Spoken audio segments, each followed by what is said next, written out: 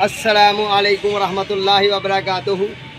Shahraj gardening idea खुश आमदीद welcome कहने जनाब तुम अपनी गार्डनिंग अपने काम से उम्मीद कर रहे हैं सारे दोस्त ठीक ठाक होंगे, सारे राजी खुशी होंगे। लो दोस्तों, बेलियो बुजुर्गों मित्रों, अज फिर एक नया आइडिया नवा टोटका नवा टिप्स थोड़े वास्ते लैके आए हैं। पौधों के मुतलक ही प्लांट के मुतलक ही तो असी अज गल करनी है कि ज़रा VIP छाँव होए छोटे सेम की VIP छाँव होए या पुराना हो जाए पौधा तो ज़्यादा भी हो जाए तो कोई गल नहीं, पर VIP होए पौधे की चमक विखाई है थानू जो पहला व्यू विखाया गया। ठीक है जी, वो असी पौधे एक दोस्त के लाने ने तो वो लान चले हैं, नाले तुहानू लान के मतलब आइडिया देने किस तरह पौधा लाना है, फिर उसका नाम दसांगे, फिर बाकी गल्लां भी करांगे। तो हुण असी वक्ती तौर पर तुहानू लैके चल रहे हैं। उस दोस्त के 2 पौधे लाने ने तो पौधे ने साढ़े कोल है वाले।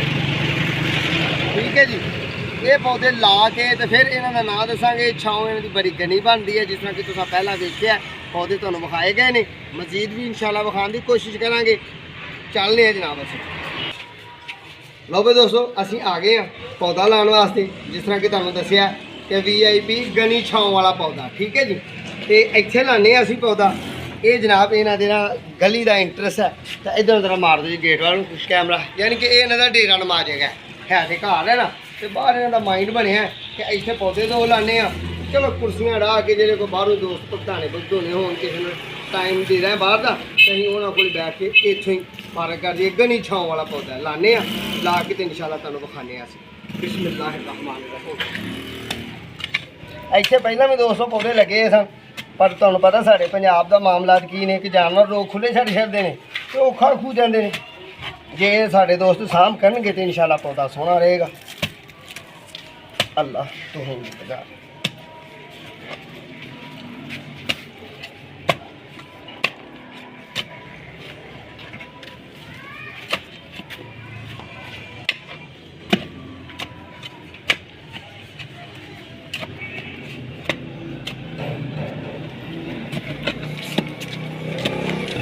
लो जी, मट्टी इन्हों की बड़ी प्यारी है, बहुत ही अच्छी है माशाल्लाह अल्हम्दुलिल्लाह। मट्टी बड़ी प्यारी है, पौधा सही तरीके से चलता है, बस थोड़ी हिफाजत है क्योंकि ज़रा थोड़ा जहा बाहर है, गली है, गली में मारेगा।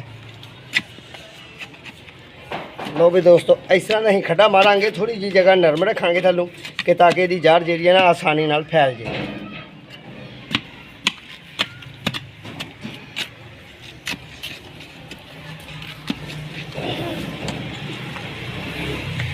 लिया जी बिस्मिल्लाहिर्रहमानिर्रहीम। या अल्लाह तू ही मददगार। शहजाद भाई टहनी उधर अंदर ना कर दिया ए वाली। हाँ जी हाँ जी। लो जी हाँ जी ठीक। ठीक है जी जी जी बिस्मिल्लाह।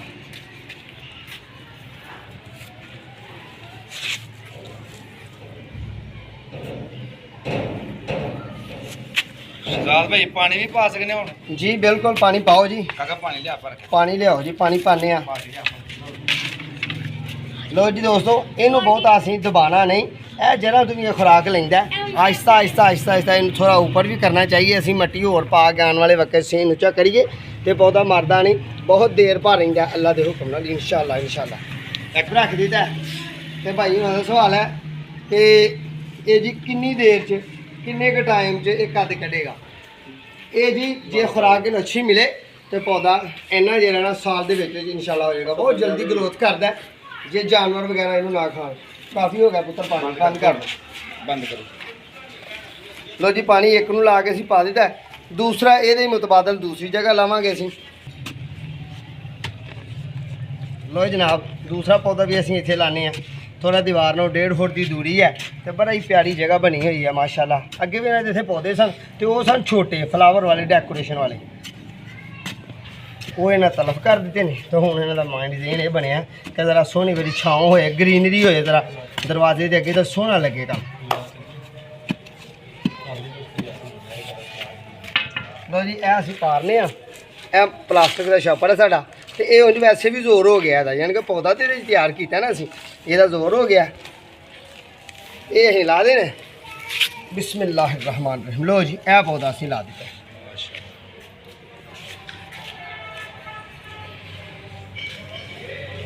लियाओ जी पानी भाई, पानी पुत लिया पैक।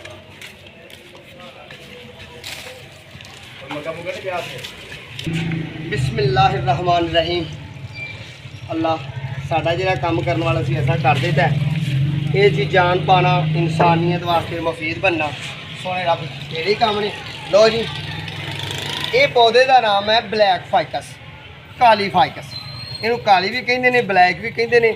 तो पौधे की उम्र जी है ना, तनावर ट्री बनाना चाहो इनू तो बहुत बड़ा ट्री भी बन जाता है, यानी कि दरख्त बन जाता है। तो 100 साल तक भी जिंदा रहता। तो जे तुम ये ग्लोब बनाने चाहो तो कटते रहो, हर 2-4 महीने बाद ये इत्थे ग्लोब बना लो। वो इंसान के अपने हथ वास है जिहो जिहा बनाना। बाकी गल्लां असीं चल के वड्डे पौधे दे कोल करने, तुहानूं विखाने कि एक तैयार पौधा।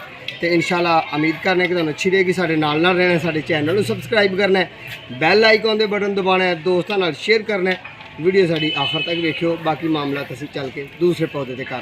बाबे दोस्तों असीं तकरीबन अपने उस पौधे ते आए हैं जिन्होंने वेख के साडे कस्टमर ने सानूं आर्डर दिता कि यार इस तरह का पौधा चाहिए। तो साडे भी माइंड च आया, सोच च आया, जेन दिमाग च आया कि यार दोस्तों अच्छा टिप्स, अच्छा आइडिया देना चाहिए। हर जेन का, हर सोच का दोस्त मिलता है। ठीक है जी। यह साड़ी ब्लैक फाइकस का पौधा तैयार है। इस तरह की VIP छां बनेगी। तो 2 पौधे ने, दूसरे वाले भी कैमरा मारो। ये 2 पौधे लगे हुए हैं। घर वाले ने तो इतों चला गए हैं। बाकी यह उन्होंने मामला बनाए सन आने वाले वक्त गेट लगा हुआ माशाअल्लाह अलहमदुलिल्लाह उन्होंने। ठीक है जी। तो यह पौधे ने साढ़े ये ब्लैक फाइकस है दोस्तों, बड़ा बेहतरीन, बड़ा प्यारा तो बड़ा नायाब पौधा होंदा है। तो इस पौधे की उम्र तकरीबन 6 साल है, यानी कि ज़रा थोड़ी ग्रोथ स्लो करता है। पर छाँव बड़ी VIP होंदी है, सूरज चढ़िया होए तो ये पत्ते बड़े प्यारे चमकते हैं। इसका नाम की है ब्लैक फाइकस। साढ़े वास्ते बड़ा अच्छा, बड़ा नायाब तो बड़ा खूबसूरत जहा टिप्स है, आइडिया है। तो तुसीं VIP छाँव वाला पौधा लाना चाहो तो ब्लैक फाइकस का पौधा ला सकते हो। इस माहौल का छोटा लाओ, वो तुहाडी मर्जी है कि छोटा जिहा ग्लोब बना लो, थोड़ा बड़ा ग्लोब बना लो, कटिंग कर लवो, बार ला लो। तो लो दोस्तों साढ़े चैनल सबसक्राइब करना है, बैल आइकॉन के बटन दबाना है, दोस्तों ने शेयर करना है। अगली वीडियो तक दोबारा मुलाकात होगी। उन्नी देर तक अपनी मेज़बान दो इजाज़त। अल्लाह हाफ़िज़।